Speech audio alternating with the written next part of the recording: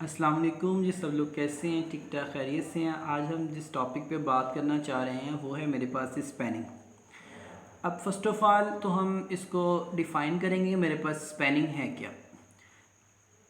अगर हम सिंपल इसको रफ लैंग्वेज की बात करें तो मेरे पास स्पैनिंग एक सबसेट है किसी भी वेक्टर स्पेस वी का।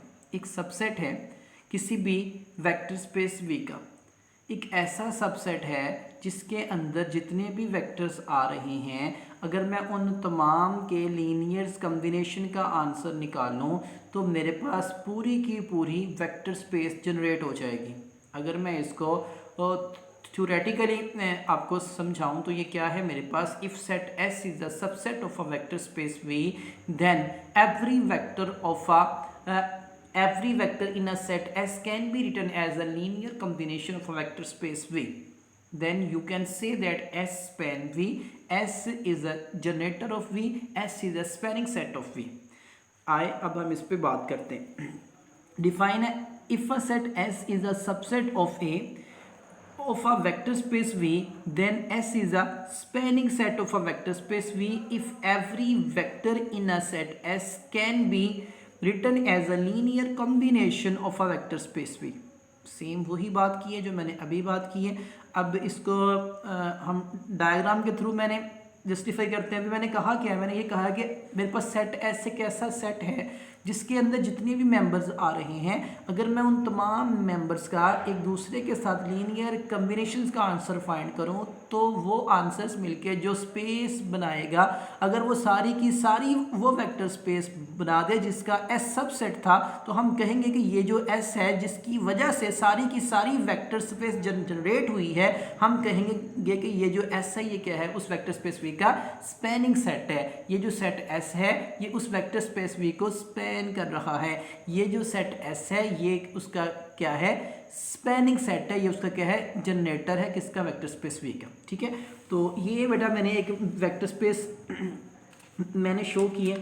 ठीक है, अगर हम देखें तो ये है जी मेरे पास एक वेक्टर स्पेस वी, इसके अंदर मैंने एक सबसेट एस रखा है। ठीक है, इसके अंदर V1 V2 अप टू सो इस तरह के आ रहे हैं। अगर मैं इनके लीनियर कॉम्बिनेशंस की बात करूं तो इनके लीनियर कॉम्बिनेशंस के जो आंसर है, अगर वो इस सारी की सारी वेक्टर स्पेस को जनरेट कर दें तो मैं कहूँगा ये जो सेट एस है ये क्या है, इस वेक्टर स्पेस वी का स्पैनिंग सेट है। ठीक है, अब हम इससे रिलेटेड एग्जाम्पल्स को सॉल्व करते हैं मैथमेटिकली। मेरे पास एक एग्जाम्पल 1 है कुछ इस टाइप की कि मेरे पास दो वेक्टर्स आ रहे हैं, दिया वेक्टर्स दिस स्पैन R2। मेरे पास ये टू वेक्टर्स हैं, बताना ये है क्या ये R2 को स्पैन करते हैं कि नहीं करते। ठीक है, तो आ जाए अब हम इस पे काम स्टार्ट करते हैं।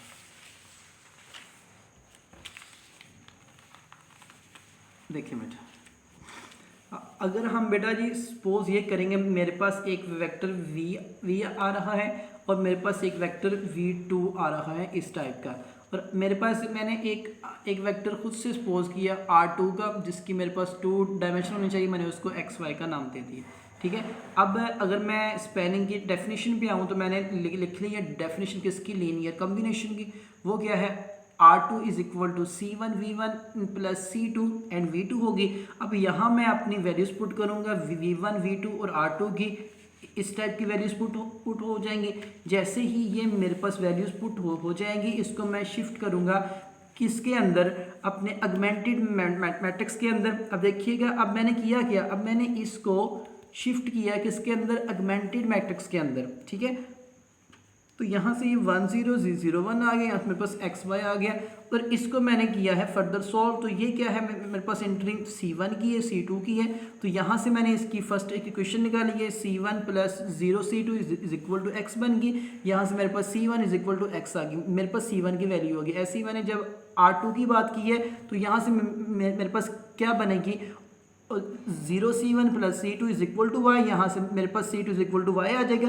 अब हमने करना क्या, अब हमने दोनों वैल्यूज फाइंड कर ली C1 C2 की, वो हम पुट करेंगे क्वेश्चन नंबर ए के अंदर। यहाँ मैंने क्या पुट इन ए, तो मैंने यहाँ पे क्वेश्चन नंबर ए में वैल्यूज पुट कर दी। मेरे पास C1 क्या आ रहा था, x आ रहा था, मेरे पास C2 क्या आ रहा था, मेरे पास y आ रहा था। ठीक है, इसको जब मैं अंदर करूँगा मल्टीप्लाई, तो मेरे पास जो आंसर आएगा ये x0 और 0y आंसर आएगा, दोनों आपस में ऐड हो रहे होंगे, तो ये क्या बन जाएगा xy, सेम इसकी left side equal to right side के आ जाएगी। यही हमने शो करना था कि अगर तो ये राइट के इक्वल आ गया है, सो ये जो मैंने पहले बात की थी कि ये जो दोनों वेक्टर्स हैं इनको आप R2 के स्पैन में लिख सकते हैं।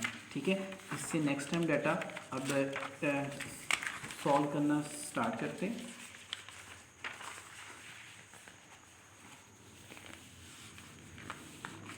देखिएगा जी, अब एक और एग्जांपल है जिसमें अभी हमने काम स्टार्ट करना है।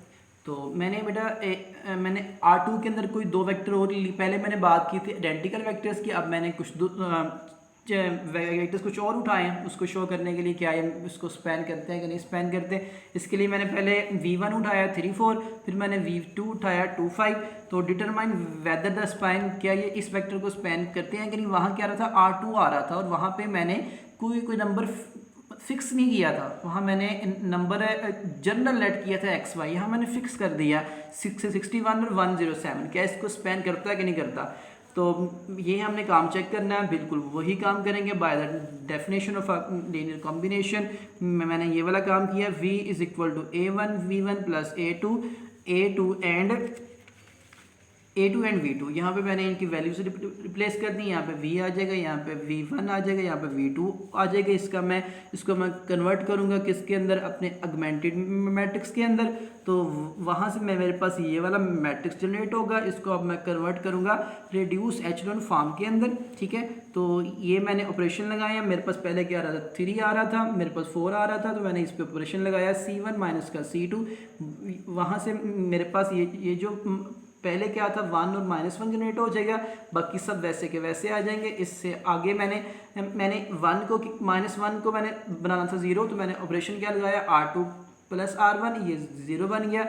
इसके बाद मैंने ऑपरेशन लगाया, मैंने 7 को क्या निकाला, कॉमन निकाला। आप 7 को कॉमन अगर नहीं भी निकालते तो आपका ये वैसे भी सॉल्व हो रखा है। देखिए ज़रा कि जो 7 है ना, ये मेरे पास एग्जैक्टली 168 पे डिवाइड होता है और मेरे पास आंसर में 24 आ रहा है। ठीक है, तो यहाँ से हमें इसका अभी तक ये वाला आंसर मिला है। ठीक है, तो इसको अभी हम नेक्स्ट सॉल्व करते हैं।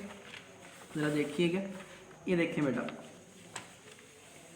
अभी तक हमने जो भी काम किया हमने ये काम कर लिया बेटा। हमने अभी बेटा वही बेटा मैंने मैट्रिक्स यहाँ पे लिखा हुआ है बेटा। मैंने इस पे फर्दर ऑपरेशन लगाया है R1 माइनस 2R2, क्यों कि इस 2 को 0 कन्वर्ट करके हम करना क्या चाह रहे हैं, हम इसको रिड्यूस एचेलॉन फॉर्म के अंदर शिफ्ट करना चाह रहे हैं। तो मेरे पास इसका ये आंसर आ गया।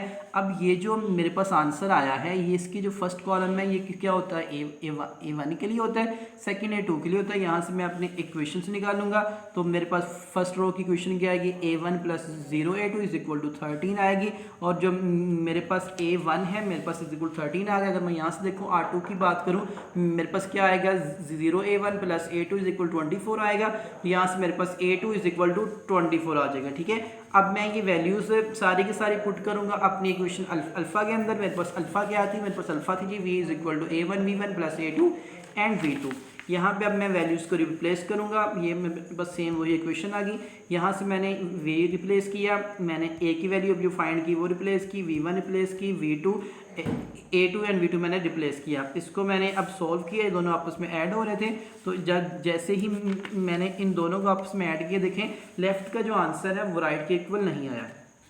लेफ्ट हैंड साइड का आंसर इक्वल नहीं है मेरे पास राइट हैंड साइड के। सो हम कह देंगे कि जो हमने अपना क्वेश्चन स्टार्ट किया था कि क्या ये दोनों वेक्टर इसके स्पैन में आ सकते हैं, तो हम कहेंगे नहीं, हम इन दोनों वेक्टर्स को इसके स्पैन में नहीं लिख सकते। अगर लेफ्ट का आंसर राइट के इक्वल आता तो हम कहते कि भाई हम इसको इसके स्पैन में लिख सकते हैं। Thank you so much, take care and अल्लाह हाफ़िज़।